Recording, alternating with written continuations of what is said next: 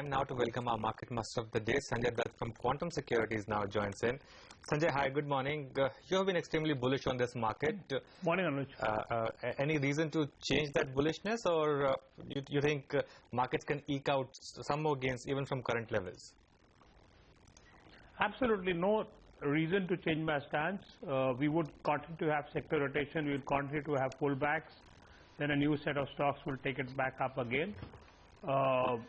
In fact, I'm more positive than what I was about a month or two back, because I think this consolidation correction phase is very healthy for the market. Today I saw some newspaper reports where people talking about, is the mid-cap rally over or is the mid-cap game over? It's good. This kind of skepticism come in, so that makes me more optimistic. In fact, that was my follow-up question. The mid-caps, do you think the earnings have lagged behind the kind of expectations that we have had, and there is some credence to the theory that the mid-cap rally could be over, or you won't be in that camp? No, I'm not in that camp. Anuj, we all understand that, prices do run ahead of the fundamentals, and, timing issues are there. You need a quarter or two to probably adjust these gains, and that's what we are going through right now, and we're getting these pullbacks. And if you look at it, markets probably are at plus minus same level as they were when we had the new government elected and results were announced early May. So from that period to now, the index is more or less there. In between, we see a lot of churning. So we're seeing a phase of consolidation correction, and this will adjust to the earnings cycle also as we move down next few quarters. I don't think the mid-cap story is over. I think there's a long way to go, and this is just the beginning of a long uptrend across sectors. Yes, obviously, goes without saying, which I've been always reiterating, that you need to be stock specific, you need to look at good stuff. Of course, easy money has been made. So one needs to now do much more hard work and identifying the right mid-caps. Sanjay, hi, good morning. Good to see you on the show this morning. Thank you, Sonia. Is there anything in the Reserve Bank policy today that can move the needle of the market, or do you think it will be a non-event?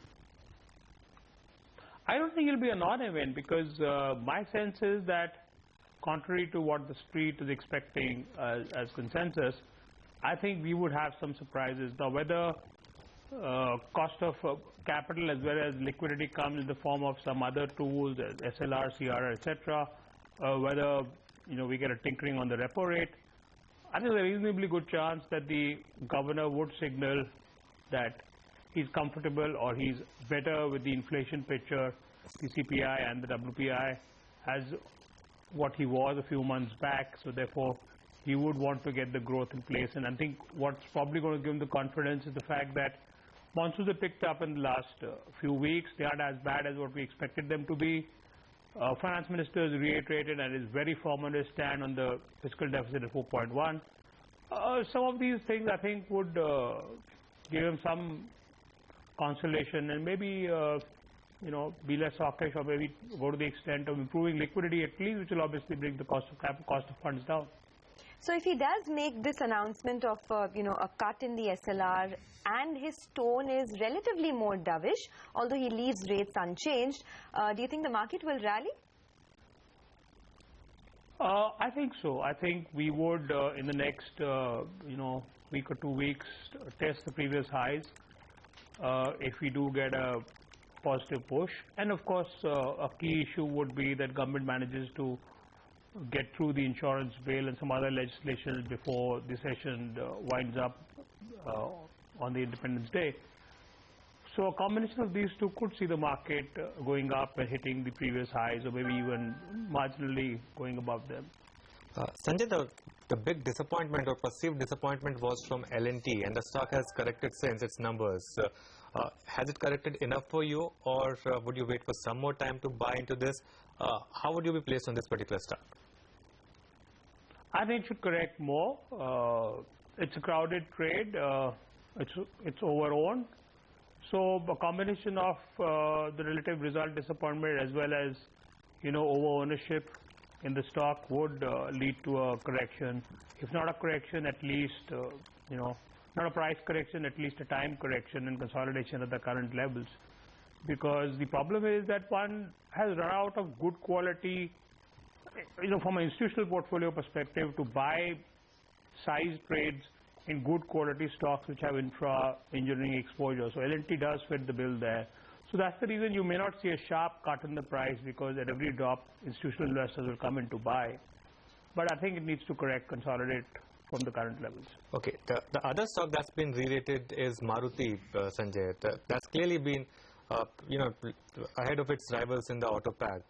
How would you approach this stock now? Maintain the same stand as L&T. I think it needs to pull back. Best case situation, consolidate at the current levels. But that's one stock definitely the Maruti and M&M one would want to have in its portfolio if one wants exposure to the auto sector. They are going to be both winner companies over the years ahead. Okay, we have a query that has been posted on our money control message board. So let me just get that up for you in a second. Rishabh has written to us from Kurukshetra. He wants to know what's the take on the PSU banks post the Q1 performance. In fact, we've seen a very mixed bag coming in this time around, especially in the mid-cap PSU banks, Sanjay. What would your analysis be? It's a coincidence. Rishabh is writing from the real run bhumi of Indian history and mythology. Indian history and mythology, and that's exactly what the banking sector is going through right now. It's got its own set of headwinds in terms of NPAs, and everyone's battling. Every bank chairman is really there with the fire hose and trying to battle it. But lighter vein aside, what I would advise Rishabh is that, and of course all viewers, is that banking is a space to be in for the next few years. I'm very enthused by the new governor we have, and of course the approach the Reserve Bank has now to the sector.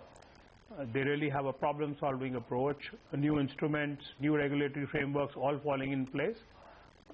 Short term, we would have these, ifs and buts and issues that we're all dealing with. But I think that's the place to be in the next 2 to 5 years. So, second-tier mid-cap banks do offer a lot of potential. One needs to be selective. That's it. Okay, I hope Rishabh was listening to that and the query in his head got solved with your answer. But just coming back to the overall picture, Sanjay, last week there was a bit of a scare with the global cues where the thought process was that the Fed Reserve could perhaps hike rates earlier than expected. If such a scenario arises again and the markets correct because of that, would you use every opportunity to buy into the global dip? No second thoughts about that, Sonia. I think the interest rates and the liquidity situation that might evolve in the West is probably going to be impacting more the Western markets, because they have run up much ahead of their fundamentals and what everything justifies. But I think the flows towards emerging markets, particularly markets like India, would continue to be positive. More than institutional flows, I think the interest that's coming from a strategic point of view, FDI, etc., is pretty serious, and that's what will provide a floor to the market, because we'll see lots of deals going through, which obviously means that corporate balance sheets and a lot of other things starting to get sorted out. And if that be the case, as what my hypothesis is, I think there is a floor to the market at about 7,200, 7,400, and that would hold. Sanjay, would the leadership for this market change in the second half? We've seen signs of some money shifting to IT, to some pharma stocks, some even FMCG stocks like Lever have started to do well, and while cyclicals have started to take a bit of a backseat. Do you think that's just a bit of a profit booking move and the leadership would still remain intact with cyclicals, or can that change towards slightly defensive stocks in the second half? I think leadership will remain with oil and gas, banking, and cyclicals. What you're seeing right now is, one step up for each sector while the other sector takes break. So in the sense that IT, pharma, and other defensives, which were overowned and overinvested for quite some time, and still are, in my opinion, lagged behind this rally. So they're doing the catch-up act, and also, linked to the currency equation, the rupee weakening, etc. But I think that's a short-term phenomena. The leadership would continue to remain in the traditional stocks, which have, been weighed down by the negative issues within the economy and otherwise. So I continue to feel that oil and gas, banking, and traditional cyclicals will continue to outperform even in the second half of the year. Within them, of course, stocks will go up and down, but I think there's tremendous potential on stocks like Reliance, which I'm reasonably confident would provide market leadership in the second half of the year. The one sector that everyone is talking about these days is telecom, Sanjay, and it's come out of the woodworks, names like Bharti, Idea, etc. Are you looking at that sector with fresh interest now? Very selective. Idea looks good. I don't own it, but looks good. I think it's got a story in there. But I think the dark horse for the next few months in the sector is going to be Reliance Communications, because what I understand is that a lot of stuff is happening in there. And that's one of the stocks which is absolutely positioned right for a strategic deal, is positioned perfectly for a balance sheet restructuring, which is we're already seeing happening in terms of squaring the cost of debt, replacing debt. So I think there is going to be phenomenal traction in that stock at every dip that needs to be bought. We saw it coming down to 120 odd levels, and then I think it should be back at the 160 levels, 150 odd levels, 160 levels very soon. And there's a possibility of a good strategic deal there also. I think that's the best positioned stock for a strategic deal in my opinion. Sanjay, are you tracking the stock move in, say, something like a Just Dial, and how would you approach that stock now? I like I think everyone likes the online space, so I wouldn't want to go with that line because, but there are challenges there. I would prefer going into the brick and mortar in the online, that is the e-commerce solution space where you're actually dealing in products and delivery of commodities and logistics and those kind of things, delivery of goods and logistics and those kind of things, than taking exposure to a Just Dial, which is primarily a service provider. And, I'm a little wary of what I just heard yesterday on going for a global strategy, etc., etc. Those kind of things burn a lot of cash, and you don't know because you're going into uncharted territory, so it does worry me a little. I wouldn't be too optimistic on that. I would prefer other bets in the online space if I need to take exposure. All right, then finally, before we let you go, the one stock that you think could be the stock of the next 6 months, what are you watching? I don't really have one stock, but I think second tier PSU banks look very good because they are prime candidates for consolidation, they're prime candidates for mergers, and as the government is given this resolve to bring down government stake, I think that's where the action is going to be. Sub $1 billion valuation, good quality mid-cap PSU bank stocks, I think have the potential to be 2x, 3x in the next year or two. That's the place to be in, I think. All right, Sanjay, you have a good day. Thank you for joining us as always, and thank you so much. Thank you for your incrementally positive view on the market. That's the word coming in from Quantum Securities. They think that this rally is not over just yet. In fact, there's lots more to go, and if the governor's tone is dovish in today's policy, then that will be taken in a positive stride.